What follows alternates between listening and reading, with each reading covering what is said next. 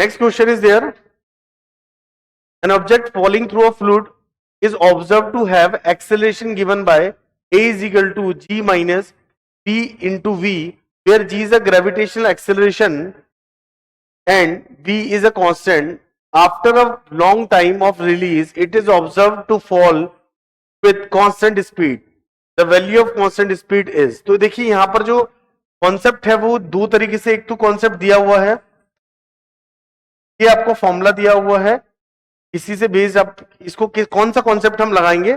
तो बेसिकली यहां पर हम जनरल फॉर्मूले लगा के ही क्वेश्चन को किया जा सकता है. तो क्योंकि ये एक्सेलरेशन जो है वो बोल सकते हैं relation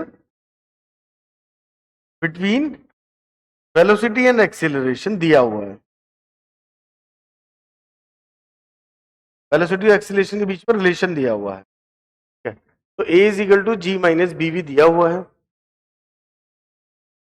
value of constant speed पूछा गया है. तो देखिए स्पीड कांस्टेंट तब होगी जब नेट फोर्स जीरो हो जाए. नेट फोर्स जीरो होने का मतलब नेट एक्सीलरेशन जीरो हो जाए.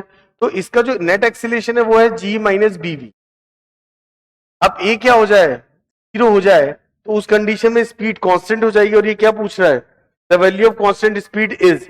तो a को मैं जीरो पुट कर रहा हूं इस इक्वेशन में, तो g माइनस बी वी, और यहां पर p इज इक्वल टू हो जाएगा g बाय b. क्या हो जाएगा, बाय, तो जो सही आंसर होना चाहिए इसका वो होना चाहिए g बाय b.